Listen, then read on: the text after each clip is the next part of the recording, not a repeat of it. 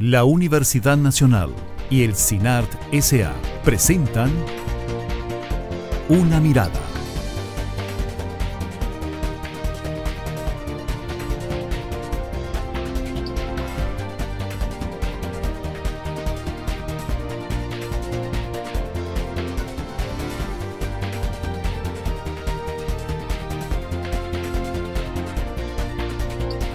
Una Mirada. Hoy,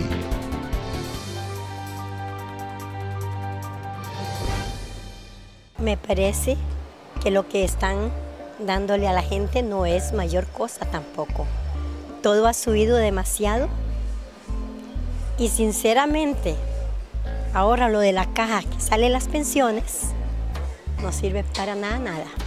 Porque yo, a pesar de que soy pensionado, pero si no trabajo por fuera, no puedo sobrevivir. Mayoritariamente en la gran cantidad de países del mundo que nos adelantan en materia demográfica ya han pasado ese punto en el cual el sistema se hace insostenible. Entonces comenzamos, digamos, a sentir que hay una voz de alerta de que algo está pasando, de que hay que atenderla, no podemos quedarnos con los ojos cerrados y cerrar nuestros oídos a lo que se está planteando, y a partir de ahí, pues, y de un nuevo estudio, podríamos comenzar a tomar decisiones país. Un aspecto muy importante que marca la crisis, o que va a marcar la crisis en el régimen de invalidez, vejez y muerte, es lo que va a suceder cuando se pensionen las personas que nacieron en los años 60, los llamados baby boomers, que fue un fenómeno mundial, y esas personas se van a tender a pensionar hacia finales de la década presente, o sea, alrededor de los últimos años, de los 2010, primeros años de los 2020. Y es ahí donde realmente se va a poner a prueba el régimen y en donde vamos a darnos cuenta de que el régimen no puede ser sostenible. Y cada vez vamos a tener a una población mucho más vieja que tiene que ser atendida a través de los servicios de salud y que también requiere de recibir una pensión. Ahora va a ser el proyecto a 59 o 57. Sería muy bueno porque, digámosle, nosotros ya los adultos mayores aprovechamos más de la pensión, ¿no? Que este es un proyecto que tiene muy buen ambiente porque suena muy bonito pensionarse a los 57 años, pero la viabilidad de la aplicación viene siendo, digamos, la gran disyuntiva y el gran lunar del proyecto.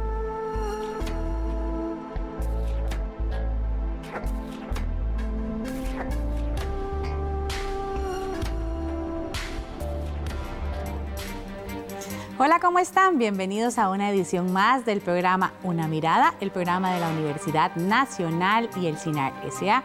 Mi nombre es Maribel Quiroz Jara y los invito a que me acompañen en la siguiente hora en el análisis del tema La verdad sobre las pensiones, porque definitivamente el tema de las pensiones nos interesa a todos y todas en Costa Rica. Sin embargo, estoy segura que muchos piensan al respecto como algo que vendrá dentro de mucho tiempo, pero no le dan el verdadero pensamiento y la importancia que tiene hoy a un tema para el que todos y todas tenemos que prepararnos para disfrutar de esa pensión como lo merecemos. Y precisamente para hablar sobre este tema, del cual se han dicho muchas cosas recientemente, es que hoy nos acompaña Juan Rafael Espinosa, quien es académico de la Escuela de Administración de la Universidad Nacional. Muchas gracias, don Juan Rafael, por estar en Una Mirada. Muchas gracias por la invitación. También nos acompaña el señor Víctor Emilio Granados, diputado del partido Accesibilidad Sin Exclusión, PASE. Muchas gracias por estar con nosotros. Gracias, buenas noches Maribel y buenas noches a don Juan Rafael y a don Cristian. Y también nos acompaña don Cristian Torres, quien es actuario de la Caja Costarricense de Seguro Social. Gracias por estar con nosotros en Una Mirada. Muchas gracias por la invitación. Muy bien, como comentaba yo al inicio, yo creo que todas las personas piensan en el tema de la pensión, pero no necesariamente, si lo consideran como un evento lejano, le dan la importancia que el tema merece, tanto en el hecho de verificar que todo esté funcionando adecuadamente para garantizar que se contará con una pensión adecuada cuando llegue el momento, como también de esa preparación personal que toda persona debería asumir como una responsabilidad de asegurarse que en el momento que llegue la pensión, la casa está en orden, como dirían las personas adultas mayores en Costa Rica, ¿verdad? Estar preparados para enfrentar ese momento de la vida, tanto desde el punto de vista financiero como desde el punto de vista de la salud física y demás. Por eso es que aquí en Una Mirada decidimos abordar el tema, pero tal vez lo más importante antes de iniciar esto es que le expliquemos a las personas que nos acompañan cómo funciona nuestro régimen de pensiones. Particularmente hoy vamos a enfocarnos sobre todo en el de la Caja Costarricense de Seguro Social, por ser el que cubre, tiene un 60% de cobertura en el país. Entonces quisiéramos conocer cómo funciona. Tal vez usted, don Cristian, nos puede explicar en términos generales cómo funciona este régimen que tiene ya más de 60 años de existencia. Claro, bueno, como usted lo dice, el régimen tiene 60 años, cubre al 60% de la población económicamente activa. Eso quiere decir que tenemos alrededor de 1.3 millones de afiliados, trabajadores activos cotizando. La población de pensionados anda alrededor de 175,000. La forma en cómo se financia el régimen es por contribución tripartita. ¿Qué quiere decir tripartita? Que el trabajador aporta una parte, el patrono aporta otra parte y el Estado como tal el resto. El total de la contribución actualmente es de un 8% sobre el salario. La Caja maneja una reserva de pensiones que asciende alrededor de 1.3 millones de colones. El régimen de pensiones de la Caja constituye lo que nosotros conocemos como el primer pilar. Luego tenemos el segundo pilar de pensiones, que es el régimen obligatorio de pensiones complementarias, y un tercer pilar, que es el régimen voluntario. El segundo y el tercer pilar lo manejan pueden manejarlo los bancos o otras instituciones, y estas comenzaron a regir a partir de la Ley de Protección al Trabajador del año 2000. Entonces, eso es digamos, como el contexto. Con base en esa ley, ¿todo trabajador o trabajadora debería cumplir con esos tres pilares? ¿O solo los asalariados? No, todo trabajador. Incluso las personas... por lo menos con dos, ¿verdad? Y por lo menos con dos, porque el tercero es el voluntario, así es. Que desdichadamente no tiene mucho auge todavía. Es voluntario, pero la recomendación sería que todas las personas que deseen contar con una pensión aceptable tengan los tres pilares. ¿Esa sería la recomendación o no? Yo creo que nosotros debemos ubicarnos, digamos, en que estamos en una época de transición realmente, porque don Víctor y yo entramos a un régimen de pensiones y ahí uno esperaba que le resolvieran todos los problemas. Cuando ya viene el problema de los déficits en las pensiones, entonces ya se habla de un régimen obligatorio complementario y un régimen voluntario. Y entonces mucha gente no tiene claro eso, que ya no es como era antes y que ahora digamos, cada persona es la que diseña su propio sistema de pensiones. El primer pilar, que es absolutamente obligatorio, el segundo también, que es el complementario, pero para que uno salga, digamos, avante con una pensión más o menos adecuada y digna para las personas adultas mayores, realmente tiene también que plantearse la posición de un régimen voluntario. En el caso mío, ya el régimen voluntario no va a madurar nunca. Sí. Y entonces probablemente lo que va a pasar es que a mí me van a devolver el monto que yo coticé voluntariamente. Porque ya nosotros, digamos, de determinada edad, ya ese nuevo diseño no va a cumplir, digamos, con las debidas previsiones o con las intenciones por las cuales fue creado. ¿Y será precisamente por esa época de transición que usted dice que estamos atravesando entre la población que estuvo acostumbrada a un tipo de régimen y la población que está entrando en nuevas condiciones para la pensión? Es que al consultar a las y los costarricenses sobre qué opinan sobre el sistema de pensiones, la mayoría asegura que no tiene mayor información, mientras otras personas dicen que consideran que lo que van a recibir o lo que están recibiendo en materia de pensiones no es suficiente. Vamos a ver este sondeo que hizo Una Mirada entre las y los costarricenses. Bueno, yo sobre el régimen de pensiones, tengo ciertas lagunas, ciertos vacíos que no logro entender. Por ejemplo, en mi caso, soy una persona con 60 años, 3 meses. La ley me exige 61.11 para pensionarme. Tengo 487 cuotas, la ley me pide 462 y no puedo pensionarme porque no tengo la edad. Y para pensionarme tendría que hacerle un depósito al Fondo de Operador de Pensiones como de 24 millones de pesos. Porque la pensión mía queda un poquito alta, pero ¿de a dónde los agarro? Entonces estoy en un limbo.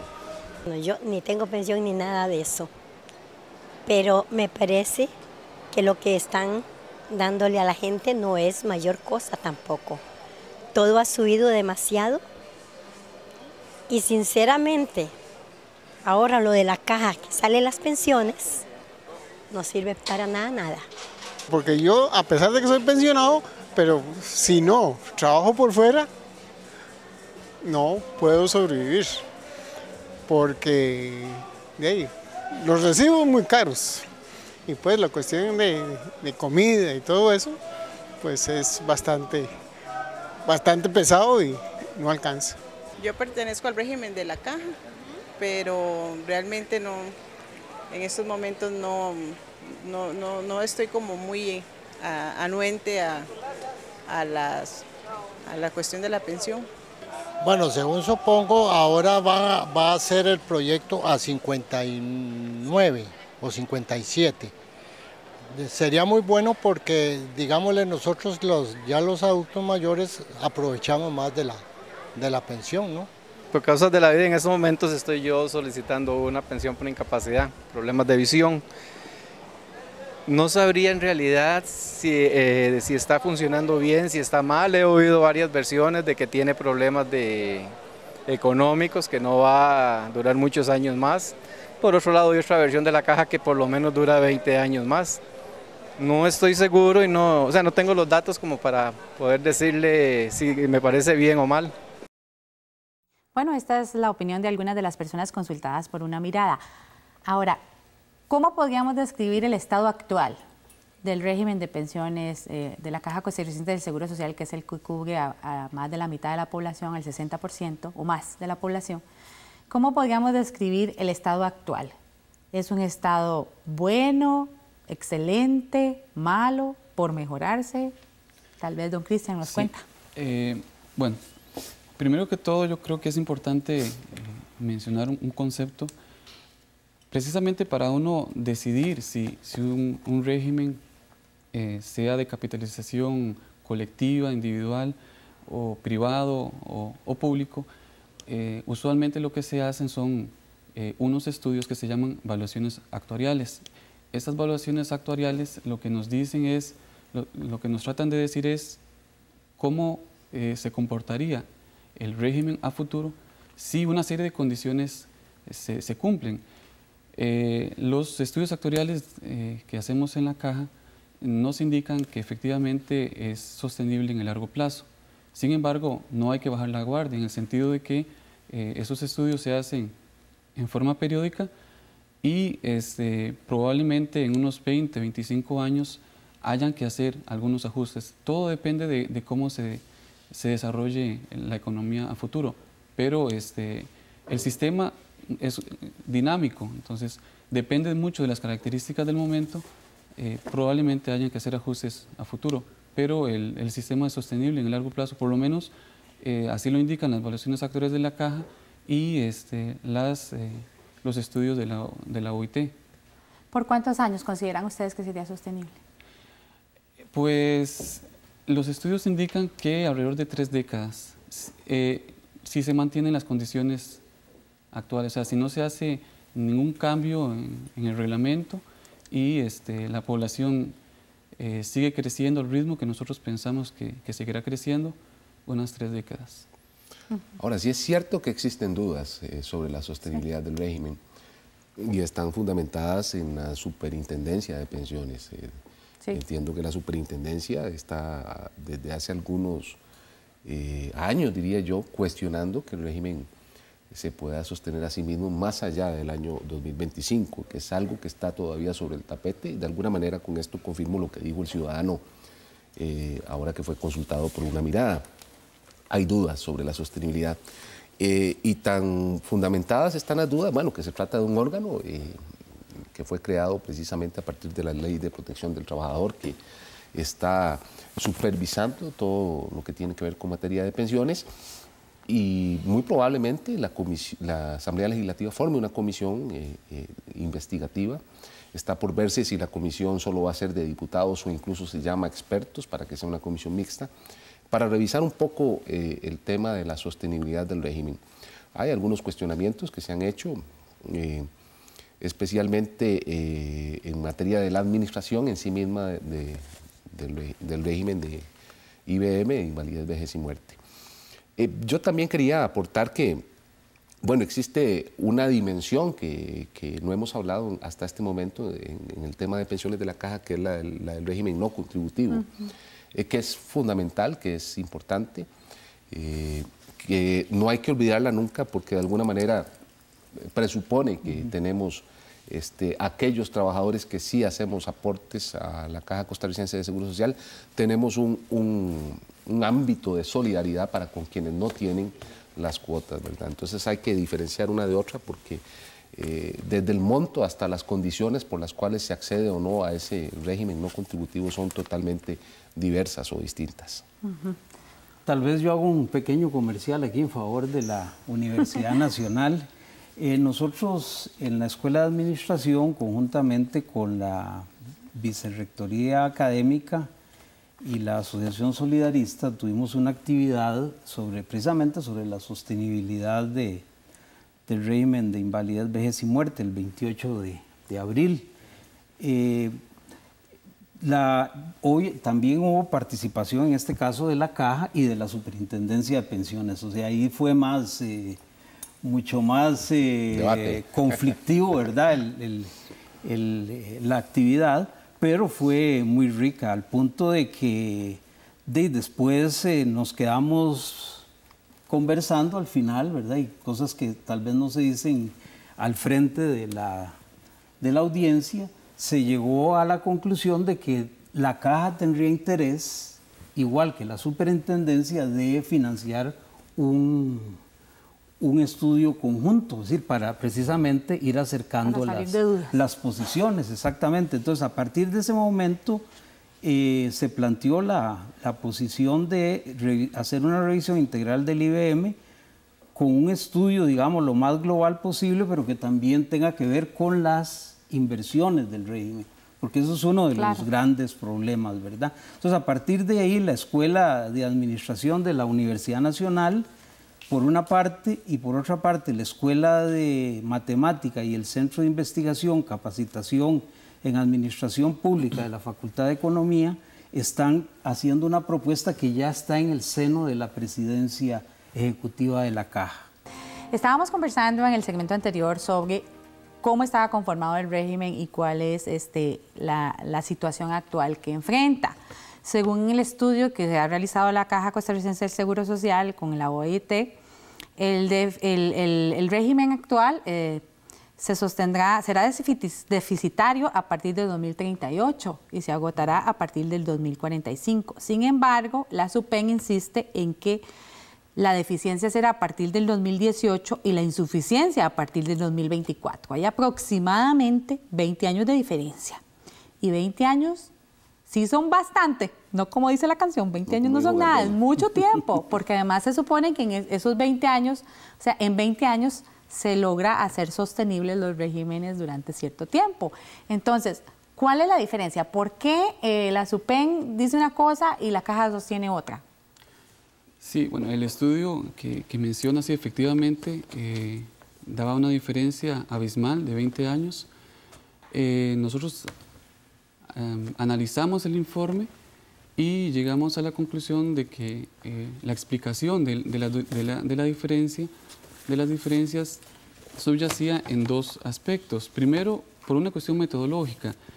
El estudio parte de una hipótesis de que la forma de evaluar el régimen es por medio de balances actuariales y no por el método de primas escalonadas.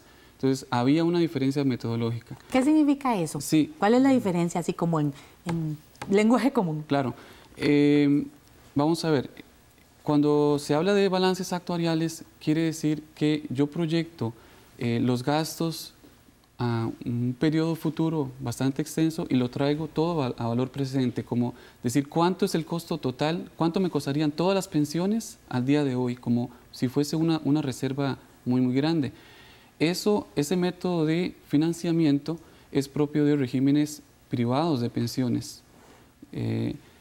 En regímenes de capitalización colectiva de un seguro social, el método de financiamiento por la dinámica de la población se aconseja que sea de primas escalonadas, es decir, que se vayan haciendo ajustes conforme pasan los años. Y de hecho que esa idea fue tomada en la reforma del 2005, donde se aprobó una serie de incrementos a futuro. Básicamente esa es la diferencia en cuanto al financiamiento.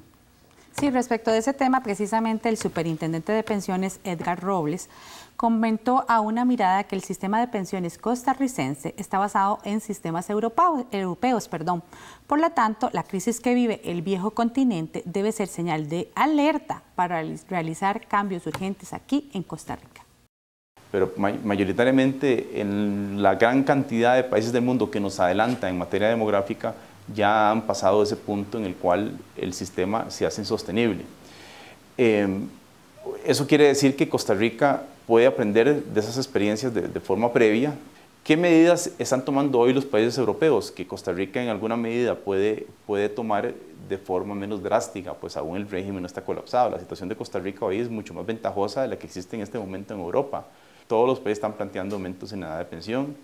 En Costa Rica la edad de pensión hoy por hoy es 65 años, pero se permiten pensiones adelantadas, las personas se pensionan a los 60 si son mujeres, 62 si son varones, en promedio anda entre 63 y 64 años. Eso es algo lo cual tenemos que discutir, pues la expectativa de vida de hoy es el doble de lo que era cuando se creó el sistema de pensiones en Costa Rica hace 70 años. El otro aspecto es la tasa de cotización. Todos los países europeos, si uno ve las tasas a las cuales cotizan, andan por el orden del 30% del salario, es una tasa súper elevada. En Costa Rica, combinadamente tenemos apenas un 8% en este momento y después de un periodo de 20 años vamos a tener un 10,5%. El 10,5% no alcanza para pagar una pensión que refleje por lo menos el 50% del salario de referencia. Un aspecto muy importante que marca la crisis o que va a marcar la crisis en el régimen de invalidez, vejez y muerte es lo que va a suceder cuando se pensionen las personas que nacieron en los años 60, los llamados baby boomers, que fue un fenómeno mundial. Es una población relativamente amplia, una tasa de natalidad que fue bastante elevada, y esas personas se van a tender a pensionar hacia finales de la década presente, o sea, alrededor de los últimos años de los 2010, primeros años de los 2020. Y es ahí donde realmente se va a poner a prueba el régimen y en donde vamos a darnos cuenta de que el régimen no puede ser sostenible para las cuotas y para el tipo de inversiones que se están realizando hoy por hoy. Como vimos en este video, para la Superintendencia de Pensiones, el régimen actual no es sostenible en el mediano y largo plazo. Ellos insisten en este punto y la Caja insiste en que sí. ¿Cuál es el punto de divergencia? O sea, ¿en dónde radica? ¿Cuál es el meollo de la diferencia que tienen? Porque son dos entidades muy importantes, las dos se basan en estudios, sin embargo, hay una discrepancia muy importante que va a afectar a un buen número de personas en el cortísimo plazo. Sí, claro. Bueno, como ya les mencionaba, una diferencia era en un aspecto metodológico. El otro aspecto que nosotros encontramos diferencia y que fue del conocimiento de la SUPEN fue en que el estudio omitió en sus cálculos una variable muy importante que se llama escala salarial. En un primer momento, porque luego el estudio luego lo incorporó, pero aún así los resultados no coincidían. Presumiblemente la escala salarial que ellos utilizaron, que no demostraron de dónde la construyeron, es lo que podría estar marcando esa diferencia. Ahora, en palabras cristianas, ¿qué es la escala salarial? Es una variable, es un componente del salario que me recoge cuestiones como antigüedad, mérito, productividad, y esta variable no estaba siendo considerada en el estudio de la SUPEN. Pero si se implementa el salario único en múltiples lugares, esas escalas van a ir desapareciendo. No necesariamente, porque... En los nuevos trabajadores sí. Pero está el tema de la antigüedad también, ¿verdad? O sea, tendría que eliminarse el componente de antigüedad o productividad, que yo no lo vería como muy viable. Esta es una de esas circunstancias, diría yo, en donde uno desea que don Edgar Robles esté equivocado. Ojalá esté equivocado, eso es lo que uno quisiera, porque lo que está diciendo la SUPEN es muy serio. El 2018 está a la vuelta de la esquina. Es que bueno, sí. Hay que ver si llegamos nosotros, primero Dios, ¿verdad? Pero está a la vuelta de la esquina. Y está hablando de que el sistema ya va a empezar a ser deficiente a partir del 2018, ¿verdad? Y al margen de todo lo profuso y técnico que puede ser el tema actuarial, ¿verdad? Que desde luego respeto lo que Cristian diga en esta mesa, la verdad es que las dudas se han sostenido, o sea, y la SUPEN sigue sosteniendo que el sistema ya no se va a bastar a sí mismo al 2025, una cosa por el estilo. Son muchas las características, lo que está pasando en Europa es gravísimo, lo que ha pasado en Atenas, Grecia, por ejemplo, en torno, por ejemplo, a este tema específico de pensiones. Fuera de eso hay otras situaciones sociales y de carácter laboral terribles.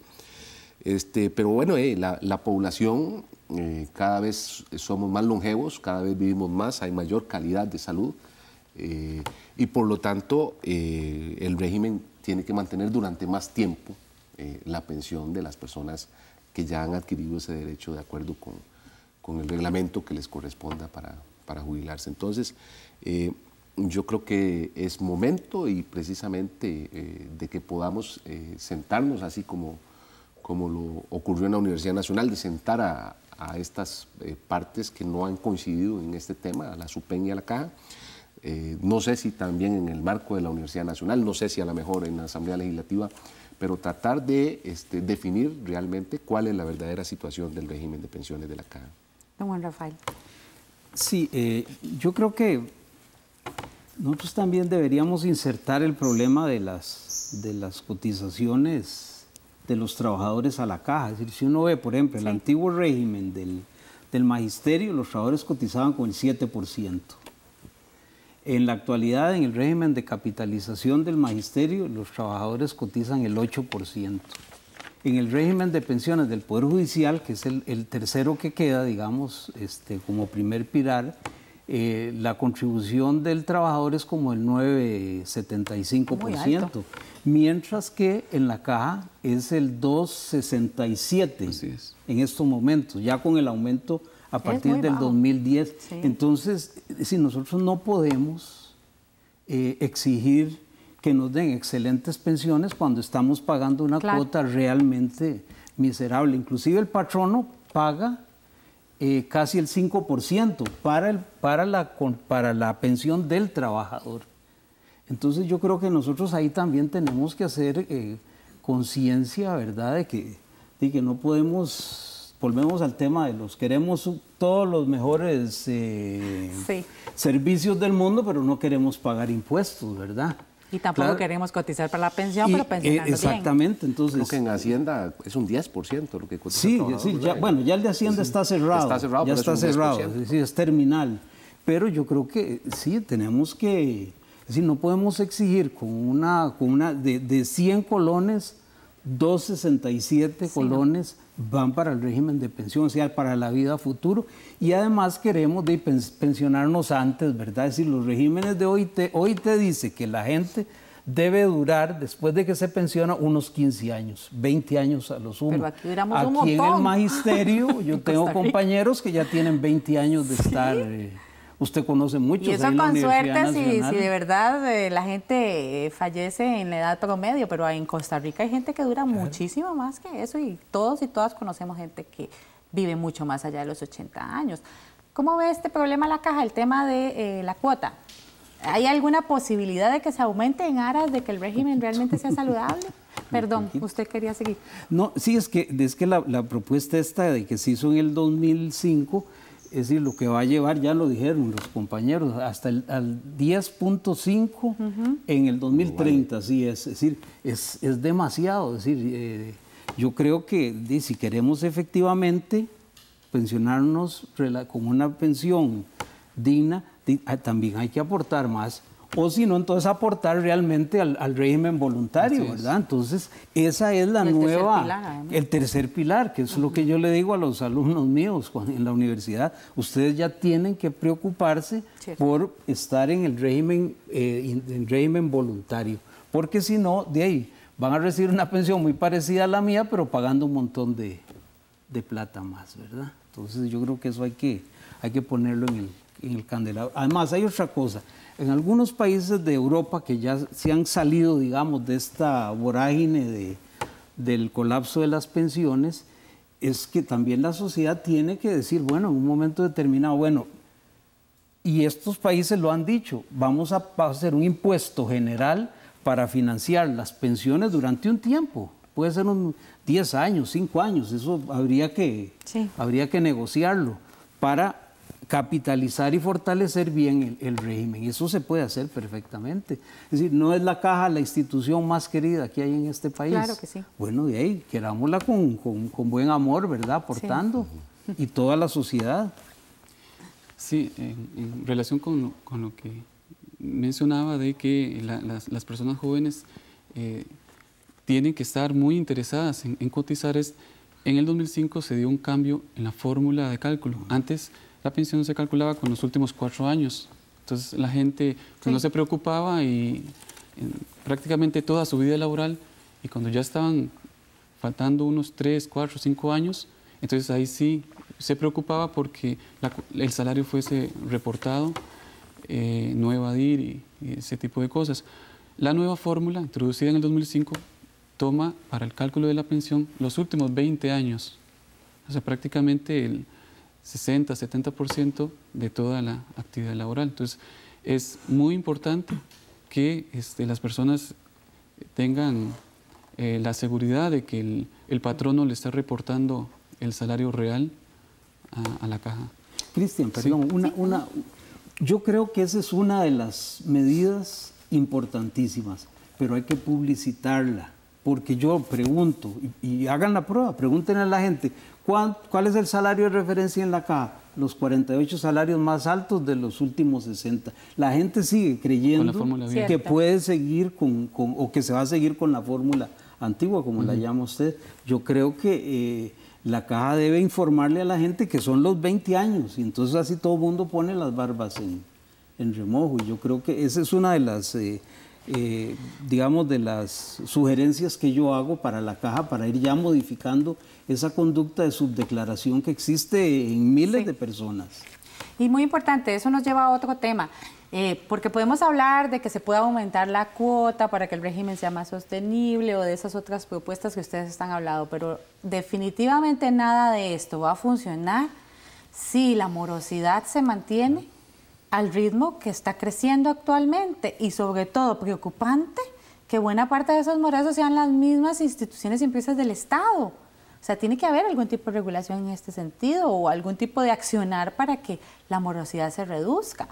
¿Cómo lo evalúan en la caja este problema? Porque es importante, porque como dice don Juan Rafael, yo me puedo asegurar de que mi pensión se esté dando y todo el asunto, pero si no, que me estén rebajando las cuotas y tener mis 3 pilares y todo el asunto, pero si mi patrono no está pagando.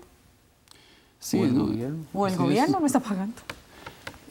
Sí, definitivamente el problema de la morosidad es algo que no se puede descuidar. La población tiene que participar activamente siendo vigilante de que su patrono esté realmente cotizando sobre su salario real. Y de hecho tiene la posibilidad de estar consultando periódicamente sobre su estado de cuotas a la caja. Pero ¿qué hace la caja con esa gente que es como morosa por siempre? hay empresas que deben siempre, que no están al día constantemente, sino que tienen que estarles cobrando y cobrando. Y ojalá fueran los pequeños patronos. Yo creo que esos son los que más cobran más rápido, por el temor de ir al cobro judicial, pero las grandes empresas, a mí me llama poderosamente la atención que empresas tan grandes como los clubes deportivos de este país deben millones de colones a la Caja Costarricense del Seguro Social. Claro. El 6% de todos los patronos tiene o representa el 50% de la morosidad total. Imagínense. Eso quiere decir que la Caja puede hacer lo que hace tributación directa, si tuviera voluntad política, ¿verdad? Y es una voluntad política. Es hacer un listado de grandes contribuyentes. Y entonces, en vez de ir a la casa suya a ver si usted tiene asegurada a la empleada doméstica, dice, van a una de esas 200, que en realidad son como 200 empresas las que digamos, tienen esa morosidad. Y después porque ahora hay mucho, la Caja tiene, después de la Ley de Protección al Trabajador, una serie de instrumentos, el cierre de negocios, o la inscripción, el detener la inscripción y el otorgamiento de ciertos incentivos fiscales a algunas empresas, a las bananeras, por ejemplo. ¿Qué es lo que pasa? De que entonces los clubes, pues en el caso del fútbol, los clubes comienzan a hacer trampas y la Caja, hasta donde yo sé, no las detecta. Por ejemplo, un equipo tiene deudas con sus trabajadores y con la Caja. Entonces, ¿qué es lo que hace? Se convierte de una sociedad deportiva en una sociedad anónima deportiva. Pero entonces la Caja tiene la obligación de decirle, bueno, usted para convertirse de sociedad deportiva a sociedad anónima deportiva, tiene que saldar todas al día con sus... Y eso a veces se le pasa a la Caja, ¿verdad? Entonces yo creo que ya la Caja tiene ciertos mecanismos que le pueden, y uno de ellos es el cierre de negocios, ¿verdad? Que a mí me parece que puede ser bastante efectivo, ¿verdad? Vamos a ir en y no solo los equipos hacen trampas, el Estado hace trampas. Después le cuento por qué. Bueno, la principal trampa es deberle a la Caja. Claro. Pues es una ironía histórica, ¿verdad? Es una barbaridad. Y la otra es que hay casos comprobados en donde instituciones públicas adjudican licitaciones a empresas privadas que están morosas con la Caja. Eso es una locura ilegal, que no debe ocurrir en este país. Es ilegal, además, pero ocurre. Entonces, aparte de que le deben a la Caja, el Estado viene y les contrata servicios y les paga servicios. Eso es una trampa. O sea, es un Estado que ni siquiera tiene la capacidad de velar por una de las instituciones que yo creo que todavía queremos muchísimo los costarricenses, es emblemática. Y esas cosas están ocurriendo en la actualidad en el país. Ahí sí está fallando la institución como un todo, en esa dimensión política de exigir que esa morosidad que hay en muchos casos permisiva se acabe de una vez por todas, porque de alguna manera se puede reflejar también en el tema financiero de la institución. Claro. ¿Cómo piensa la Caja asumir este tema de la morosidad para que no se le convierta en un caos?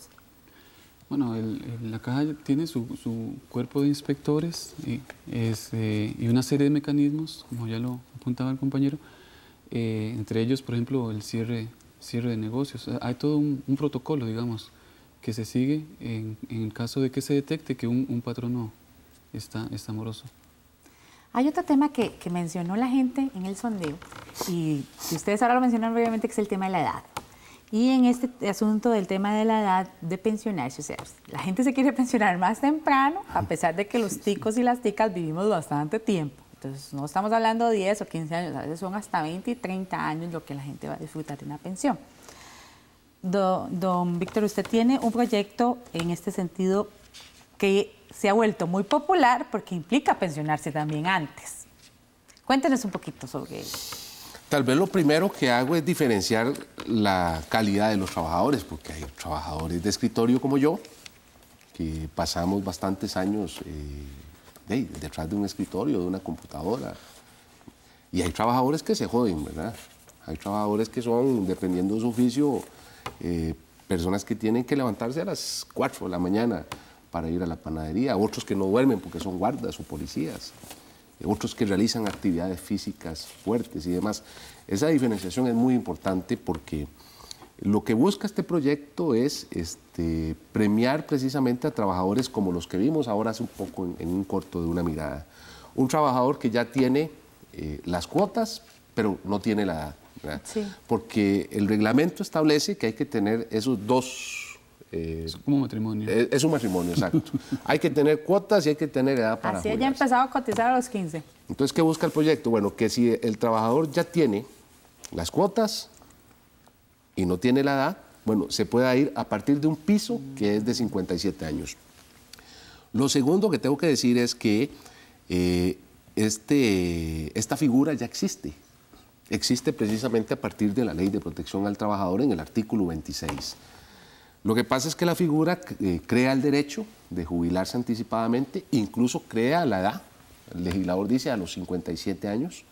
Le decía ahora antes Perdón, pero no, dice que se puede antedatar 3 años la jubilación anticipada. Sí. Hasta 5.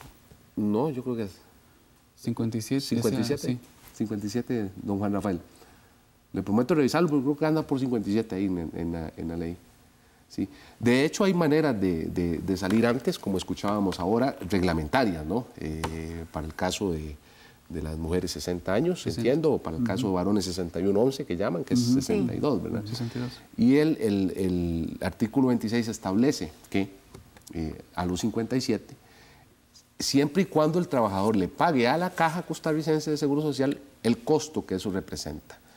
Y ahí es donde la chancha tuerce el rabo, porque además dice el artículo 26 que lo pague con lo que tenga acumulado en su régimen voluntario de pensiones, es decir, con lo que tenga en el tercer pilar nada más. ¿Qué ha pasado con ese artículo 26 del año 2000 a la fecha? Que se han ido solo 4 trabajadores. Sí, es que precisamente con usted coincide la diputada del PAC, Janet Rees, quien indica que el proyecto para pensionarse a los 57 años es muy popular por lo que significa para la gente, pero que considera que es difícil llevarlo a la práctica precisamente por todo lo que hemos venido conversando en este programa. Vamos a ver qué es lo que ella nos dijo en Una Mirada. El asunto no es tanto el aprobar el proyecto de ley o no, es lograr que lo que está plasmado en ese proyecto de ley sea sujeto de convertirlo en una realidad, o sea que un ciudadano o ciudadana costarricense se pueda pensionar a los 57 años. Recordemos que eso requiere de un pago o una indemnización que el trabajador le tiene que dar al Estado, si lo queremos poner en esos términos, por todos los años que va a dejar de cotizar. Y para ello se ha indicado en muchas ocasiones que puede apelar a todos los recursos que tenga en el régimen obligatorio de pensiones, en el mismo fondo de capitalización laboral, etc. Sin embargo, algunos estudios preliminares y no formales que nosotros hemos conocido indican que ni siquiera cuando un joven inicia con su gestión en el mercado laboral, guardando todos estos recursos en el tiempo, una vez que cumpla los 57 años, cuenta con la cantidad de dinero suficiente para poder sufragar esa diferencia de dinero que deja de pagar en el tiempo. La pensión tendría un castigo que probablemente rondaría, ahorita se está pagando un 60%, se habla de que aproximadamente sería un 40%, y aparte de ello tiene que pagar una gran diferencia. Entonces, yo sí quisiera que la sociedad tome en cuenta que este es un proyecto que tiene muy buen ambiente, porque suena muy bonito pensionarse a los 57 años, pero la viabilidad de la aplicación viene siendo, digamos, la gran disyuntiva y el gran lunar del proyecto. Entonces, ¿se puede uno pensionar antes o no se puede pensionar antes? O incluso si se pensiona a la edad que se tiene que pensionar, ¿va a obtener la pensión que merecía? O sea, ¿qué pasa entonces? Siempre hay un castigo por irse antes, ¿no? Para usar un término muy tico, ¿no? O sea, igualmente si se aplica las posibilidades reglamentarias que hay a los 60 años para mujeres o a los 62 para varones, ya es una pensión que se llama proporcional, ¿no? Que reduce el monto, varias modalidades. Hay distintas modalidades. Pero el tema del proyecto de los 57 años, lo que busca básicamente es no perjudicar a la Caja, porque siempre el trabajador tendría que asumir el costo que representa para la Caja esa jubilación temprana, esa jubilación joven. Y que el trabajador pueda utilizar lo que tenga ahorrado en sus cuentas individuales. tanto las que está en el tercer pilar, que ya existe, que es el régimen voluntario, como lo que está en el régimen obligatorio de pensiones, que es donde más acumulamos las y los trabajadores. Es un proyecto, y nosotros lo venimos diciendo, tuvimos que adecuarlo a la realidad de la caja, a la viabilidad, como habla la diputada Ruiz, a la viabilidad también política, a las circunstancias demográficas que está viviendo el país, que desde nuestra perspectiva va a servir a futuro para trabajadores jóvenes y jóvenes adultos, especialmente que tengan cultura de ahorro, que por ejemplo no retiren quinquenalmente lo que vayan acumulando en el Fondo de Capitalización Laboral, por ejemplo, que tengan un tercer pilar permanentemente y que además estén en esa fuerza laboral en un promedio de 30 a 35 años. El estudio al que hace referencia la diputada Yanel lo pedí yo, lo pedí a la SUPEN. El costo, en efecto, es un costo altísimo, pero desde nuestra perspectiva ese costo, y en los ejemplos que se solicitaron a la SUPEN, ese costo varía según las circunstancias. A mayor la edad, los 57 son un piso, a mayor la edad, menor el costo, ¿verdad? Esa es una de las variables básicas. Sí, igual que... Y hay una cosa nada más que yo voy a agregar porque me da pena monopolizar la palabra. De alguna manera, le estamos ayudando a la caja también. Bueno, primero que todo, la caja recibe de las operadoras el dinero eventualmente. Y lo segundo es que hay como una especie, yo digo de hipocresía, en el tema de las pensiones por invalidez. Yo tengo información de la misma caja que me dicen a mí que el régimen de invalidez es altísimamente grande, incluso en proporción al de vejez. Sí, son muy, que hay aquí varias tenemos, cosas que aquí tenemos niveles de personas pensionadas por invalidez como si hubiésemos sido un país en guerra en los últimos 20 años. Entonces, ¿qué es lo que busca un trabajador que está jodido, que ya no quiere trabajar? Busca cómo irse por invalidez. ¿Por qué no le damos la oportunidad entonces de que le aporte a la caja el costo y se vaya anticipadamente? Don Juan Rafael. Don Víctor, yo tengo una gran duda en cuanto a la constitucionalidad de ese proyecto. ¿Por qué? Pues la Constitución en su artículo 73 dice que la administración y el gobierno de la seguridad social, le hace pensiones y seguro de salud, le corresponden a la Caja Costarricense de Seguro Social. Inclusive en las discusiones, cuando el doctor Calderón planteó la reforma, las garantías sociales y cuando se aprobó la ley constitutiva de la Caja, precisamente la idea era que fuera un ente técnico, en este caso la Caja, la que fijara el monto de las pensiones y no un ente político como sería la Asamblea Legislativa. A mí mis maestros me enseñaron a que cuando uno quiere realmente dimensionar una norma debe llevarla al absurdo. Yo creo que ahora los diputados que están en la Asamblea son gente muy razonable, pero el día de mañana igual reforman las leyes de pensiones y le ponen un cargo adicional a la caja. Es decir, ya, ¿por qué no pensionarse a los 57 sino a los 50? Más bonito todavía, ¿no? Entonces, eso es lo que, porque no, es que yo creo que ahí es donde está yo dudo de la constitucionalidad de esa disposición, porque estos temas le tocan a la caja.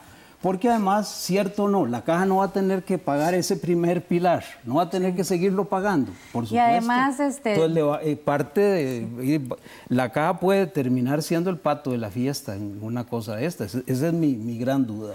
Además hay un tema que subyace aquí y que, bueno, ya no podemos hablar más porque se nos acabó el tiempo. Otro día venimos y seguimos hablando del tema porque es muy interesante, pero ya nos tenemos que despedir. Pero hay un tema que definitivamente creo que todos y todas estamos de acuerdo. La gente tiene que prepararse para la pensión. Debe prepararse y tener su vida en orden para que en el momento de pensionarse las cosas estén en orden y la pensión sea suficiente para tener una vida, la mejor vida posible en esa etapa que llaman del adulto mayor. Bueno, muchas gracias a ustedes por acompañarnos en Una Mirada y a ustedes por estar con nosotros una vez más. Recuerde, busque más información sobre Una Mirada en www.una.ac.cr/multimedia o en nuestros perfiles de Facebook y Twitter bajo el perfil Multimedia. Muchas gracias, nos vemos la próxima semana con más aquí en Una Mirada. Hasta pronto.